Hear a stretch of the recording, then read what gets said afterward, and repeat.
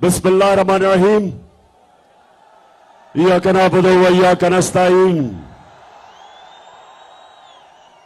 अच्छा स्वामी, पहले मुझे हाथ खड़ा करके आपने बताना है किधर तक मेरी आवाज जा रही है, किधर तक आवाज जा रही है। पीछे आवाज जा रही है, पीछे।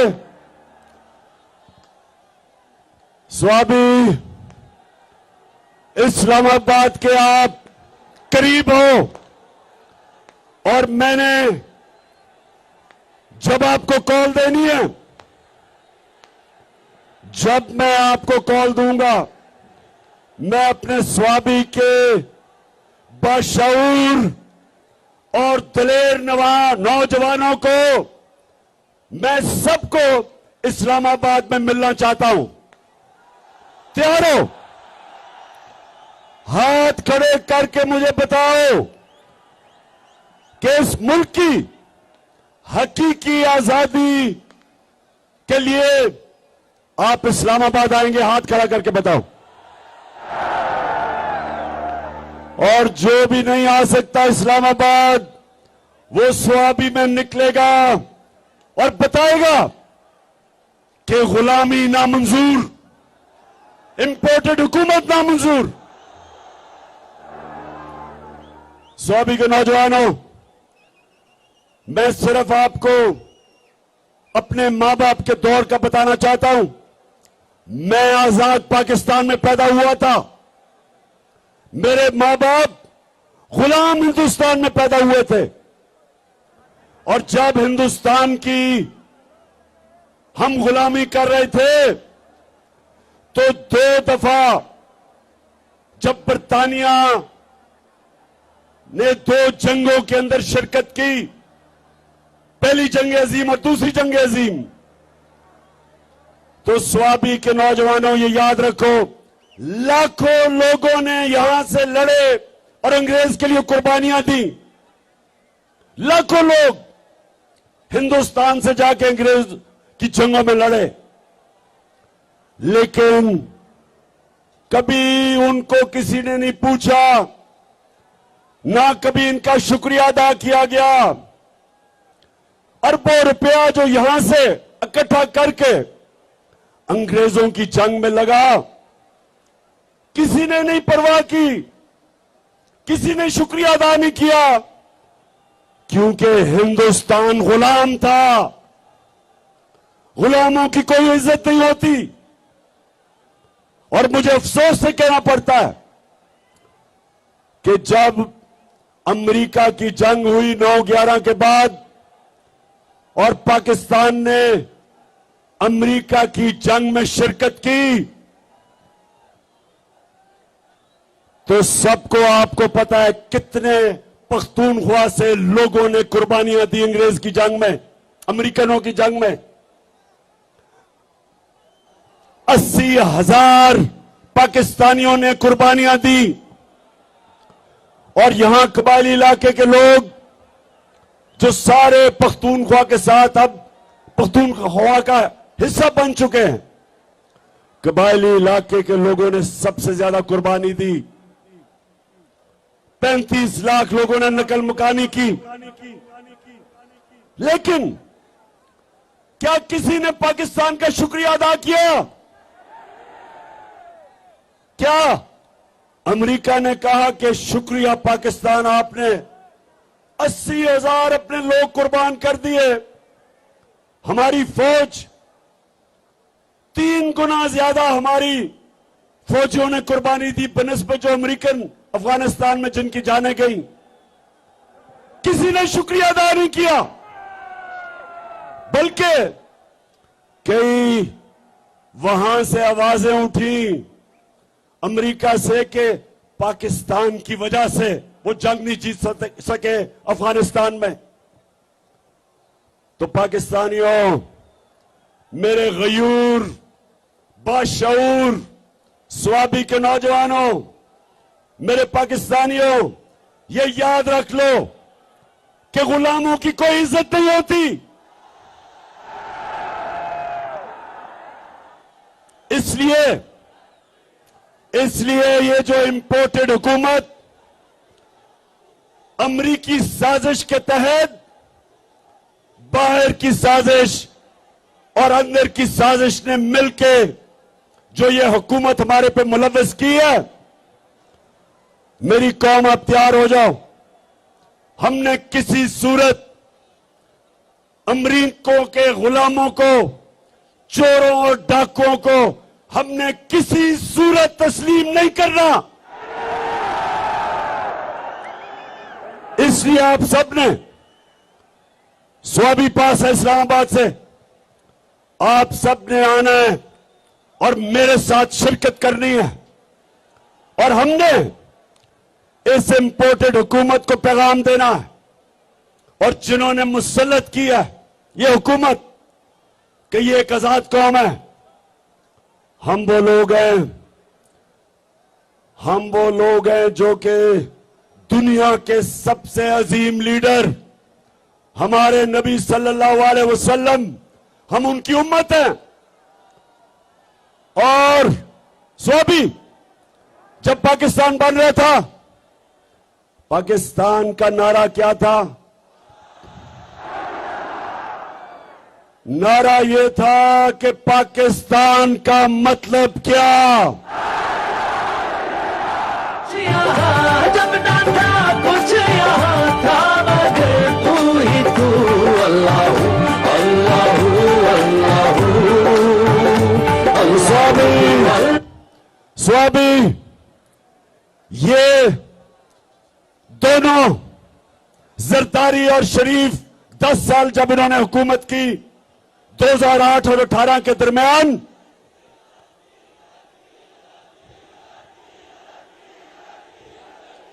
और ठीक कह रहे हो, शुक्रिया याद कराने का, डीजल इनके साथ फिट हुआ था।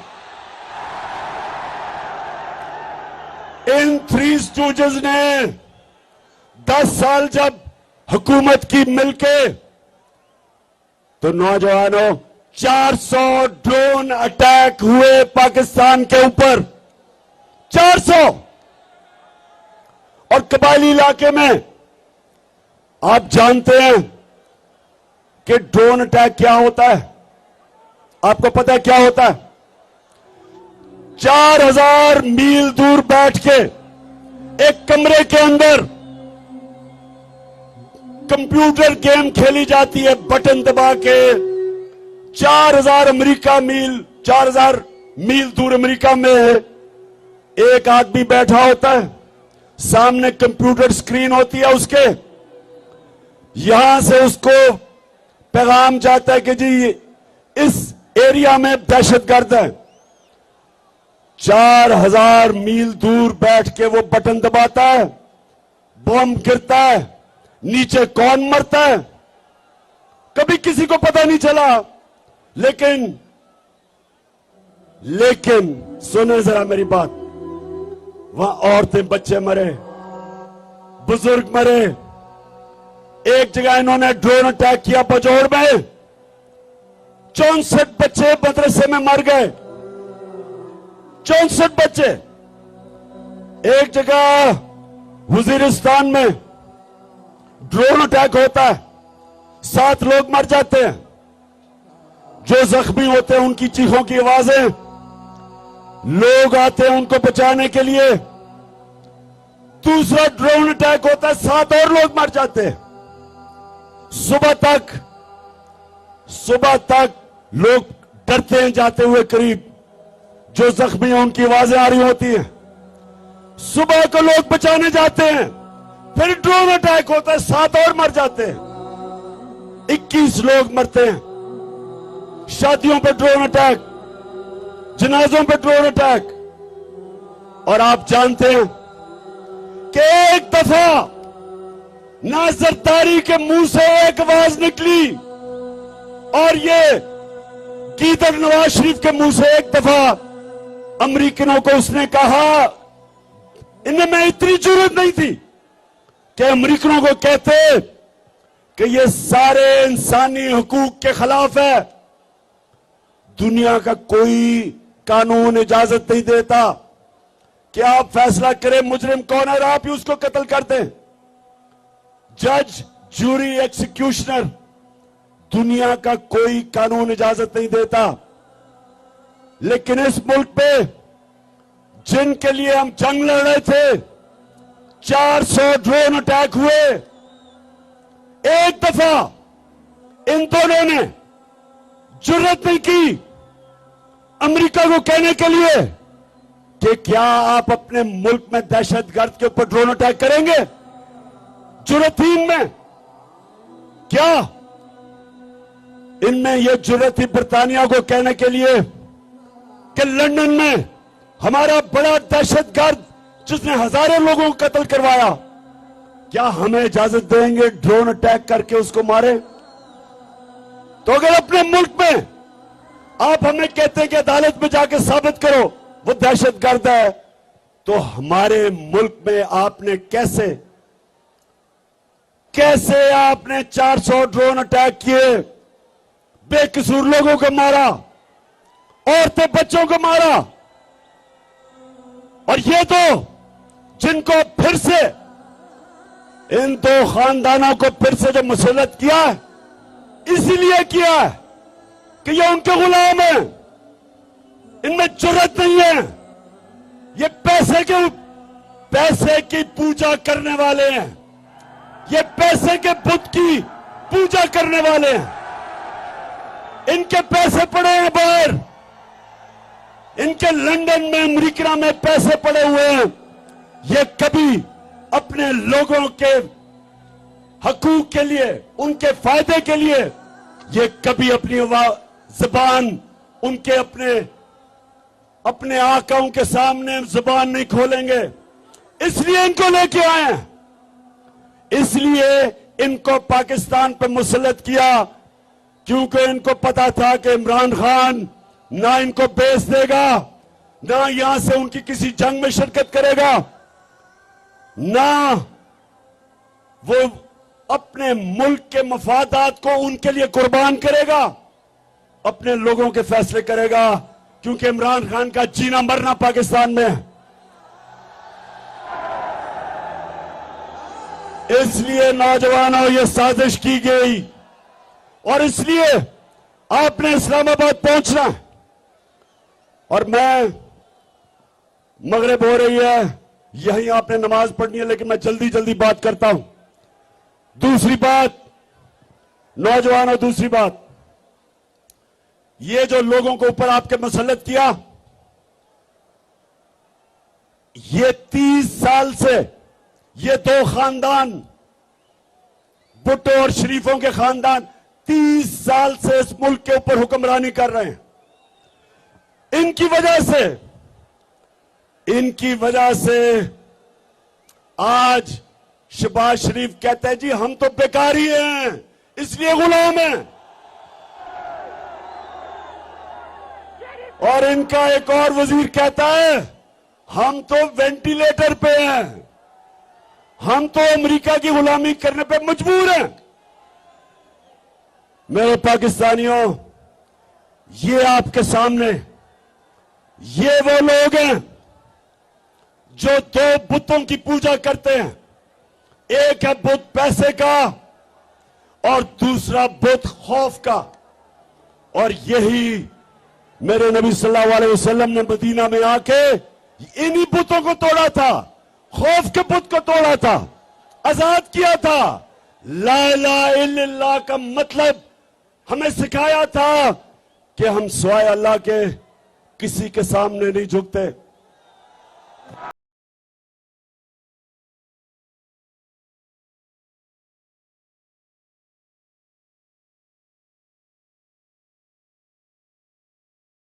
तो मेरे पाकिस्तानियों, हमारा जो नजरियाती लीडर इल्लामा इकबाल थे, उन्होंने तब ही कह दिया था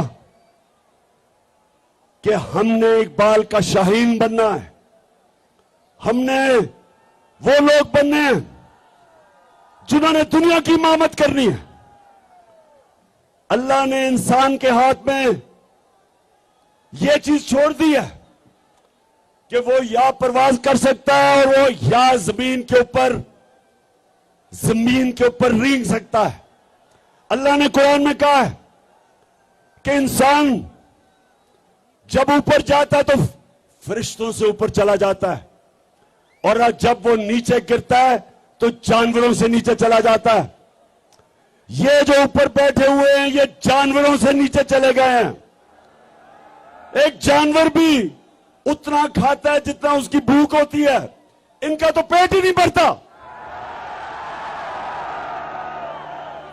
इसलिए मेरे नौजवानों, हमने अपने मुल्क को बचाने के लिए और आजाद रखने के लिए निकलना है। एक दफा मुल्क के इदारे तबाह हो जाए, मुल्क तबाह हो जाता है। जब चोर ऊपर बैठ जाएं, वो सबसे पहले मुल्क के इदारे तबाह करते हैं। FIA आज हमारी आंखों के सामने तबाह हो रहा है। 2 उनके ऑफिसर जिन्होंने बड़ी मेहनत से शहबाज शरीफ और इसके बेटों के ऊपर 24 अरब रुपए के करप्शन के केस, मनी लॉन्ड्रिंग, नौकरों के नाम पे, चपरासियों के नाम पे अरबों रुपया जो उन्होंने पकड़ा, एक हार्ट अटैक से मर चुका है, डॉक्टर रिजवान मर चुका है, और दूसरा उसको भी हार्ट अटैक हुआ जो दूसरा ऑफिसर था। आज वो अपनी जिंदगी की जंग लड़ रहा है, और मैं इंशाल्लाह इस पे बताऊंगा कि वो कौन सी जहर इस्तेमाल की जाती है जो खाने में डालते हैं जिसकी वजह से हार्ट अटैक होता है। तो FIA तो तबाह हो गई, उसके ऊपर एक कातिल बिठा दिया, फैसलाबाद का कातिल जिसने 18 लोगों को कत्ल किया, राना सनाउल्लाह, वो बैठ गया ऊपर।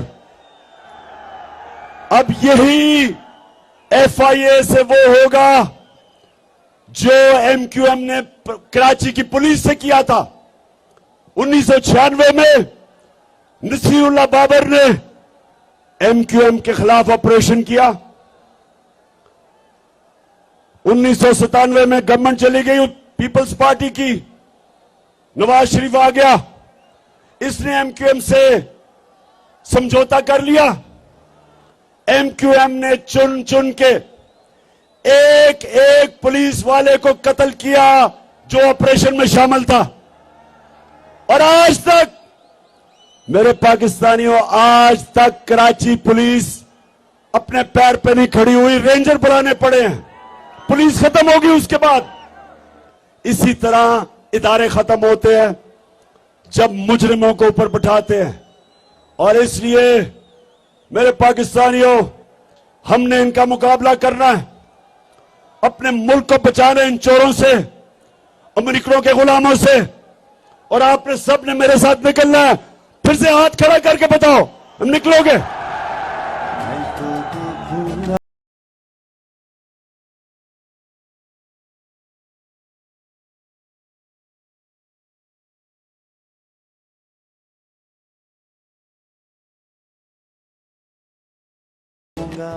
मेरे पाकिस्तानियों, एक चीज याद रख लेना, कौम के ऊपर अटैक हो जाए, बमबारी हो जाए, जापान के ऊपर एटम बम गिर गया, कौम फिर भी खड़ी हो जाती है, अपने पैर पर फिर भी खड़ी हो जाती है।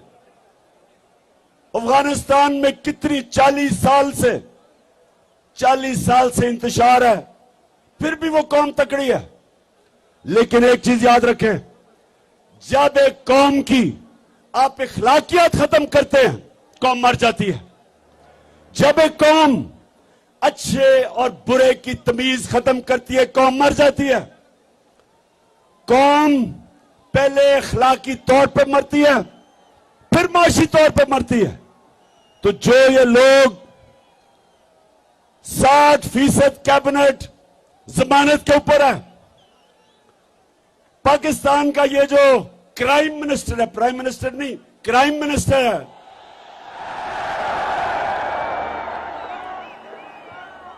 इसके ऊपर ये जमानत पे भी है, और इसके ऊपर और बेटे जो चीफ मिनिस्टर है, इनके ऊपर सिर्फ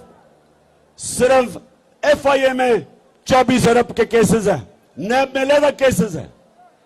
जो इसका भाई लंदन में बैठ के पाकिस्तान के फैसले कर रहा है, वो सजा याफ्ता है, मफरूर है, डाकू है, चोर है, झूठा है। उसकी बेटी जो तकरीरें करती फिर रही है और इसके पीछे रेंजर और इतना प्रोटोकॉल मिल रहा है, वो सजा याफ्ता है, जमानत पे है। तो जिस मुल्क में इस तरह के लोगों को बड़े बड़े ओहदों पे बिठा दिया जाए, उस मुल्क की अखलाकियात तबाह हो जाती है।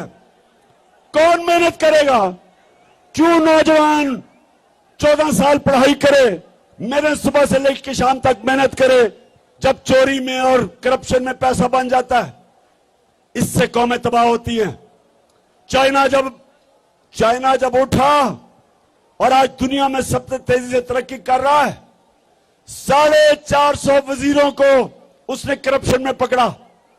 पिछले 7 सालों में 450 वजीरों को करप्शन में पकड़ा। कोई कौम तरक्की नहीं कर सकती जब तक उसकी अखलाकियात ऊपर ना हो। इसलिए हमारे नबी सल्लल्लाहु अलैहि वसल्लम ने मदीना में अमर बिल मारूफ, उन्होंने अपनी कौम को कहा कि तुम हक और सच के साथ खड़े हो, तुम अच्छाई के साथ खड़े हो और बुराई और बातिल के खिलाफ जंग लड़ो। ये हुक्म है अल्लाह का, ये कुरान में है, अमर बिल मारूफ। इसके ऊपर एक माशरा खड़ा होता है। तो जब माशरे के बड़े बड़े ओहदे उसके बड़े बड़े मुल्क के मुजरिम ले ले, वो माशरे का कोई मुस्तकबिल नहीं है। इसलिए स्वाबी, आपने इस्लामाबाद पहुंचना है, आपने इस्लामाबाद पहुंचना है। ना आपने गर्मी देखनी है, ना आपने देखना है कि जनाब बारिश नहीं हुई, कोई फिक्र ना करें। हम दुनिया के सबसे अजीम लीडर मोहम्मद सल्लल्लाहु अलैहि वसल्लम के उम्मती हैं। हमें कोई खौफ नहीं है। अल्लाह कुरान में कहता है, जो लोग मान ले अल्लाह उनके खौफ दूर कर देता है। हमारे में कोई खौफ नहीं है। और हम इंशाअल्लाह इन चोरों को, इन गुलामों को, इनको इंशाअल्लाह कभी तस्लीम भी नहीं करेंगे। हम सिर्फ एक चीज चाहते हैं, इलेक्शन की डेट दो, इलेक्शन करवाओ, इलेक्शन करवाओ। हम चाहते हैं कि पाकिस्तान के लोग फैसला करें कि इस मुल्क की क़यादत कौन करेगा। हम कोई इंपोर्टेड हुकूमत को नहीं मानते। तो आखिर में मेरे स्वाबी के बाशऊर और दलेर नौजवानों,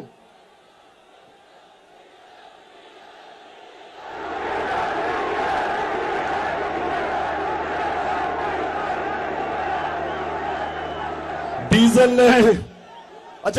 ने भी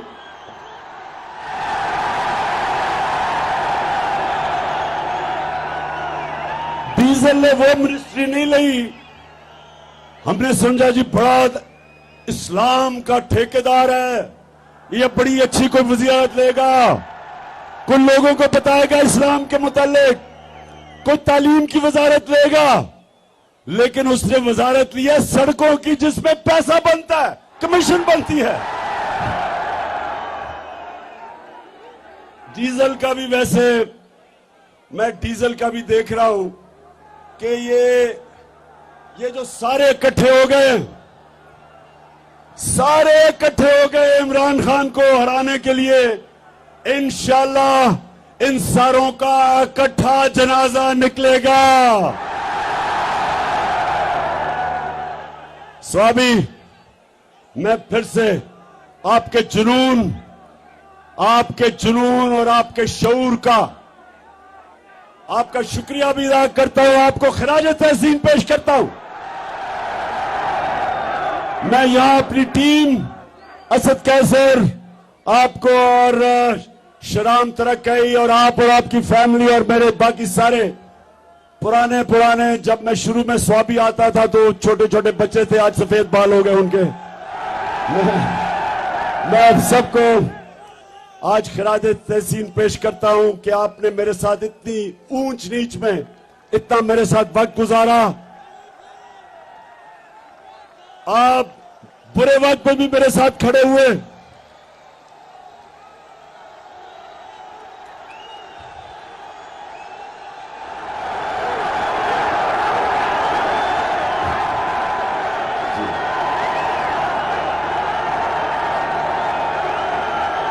और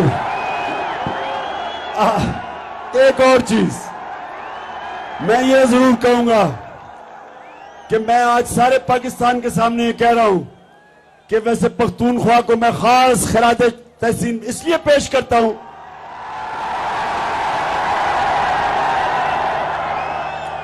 सारे पाकिस्तान में ये कह रहा हूं कि सारे पख्तूनख्वा में सिर्फ एक लौटा हुआ एक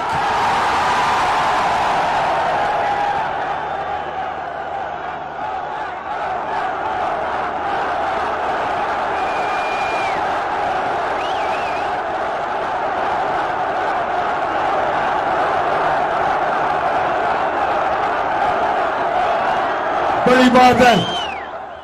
इसका मतलब कि यहां वफादारी भी ज्यादा है, यहां ईमान भी ज्यादा है, या माशाल्लाह आपकी इखलाकियात भी ज्यादा है। हालांकि कल फैसलाबाद के लोगों को मैंने कहा, वैसे जिस तरह फैसलाबाद में कल लोग निकले हैं, मैंने कभी अपनी जिंदगी में इस तरह की जोश और जज्बा फैसलाबाद में नहीं देखा। लेकिन मैंने एक गिला किया फैसलाबाद से, मैंने एक गिला किया, मैंने कहा फैसलाबाद सबसे ज्यादा लोटे फैसलाबाद से निकले थे। और उन्होंने मेरे से वादा किया कि एक भी लोटा अगला इलेक्शन फैसलाबाद से नहीं जीतेगा इंशाल्लाह। अब सारे पाकिस्तान को पता है कि लोटे कौन थे, लेकिन इलेक्शन कमीशन को नहीं अभी तक समझ आ रही लोटों की। इलेक्शन कमीशन सारी दुनिया के सामने वो लोटे हुए हैं, लेकिन इलेक्शन कमीशन नुक्ते ढूंढ रहा है किसी तरह उनको बचाने के लिए। अगर आपसे बच भी गए, पाकिस्तान की आवाम से ये नहीं बचेंगे इंशाल्लाह। पाकिस्तान है ये, मेरा पाकिस्तान है, तेरा पाकिस्तान है ये, मेरा पाकिस्तान है। और आपको ये आखिर में महमूद खान, आपने उसने जो आपके लिए आज फैसला किया है कि यहां नाइट क्रिकेट के लिए रोशनी लगेगी स्टेडियम में, उसकी भी मुबारक देता हूं आपको। पाकिस्तान जिंदाबाद, पाकिस्तान पाइंदाबाद।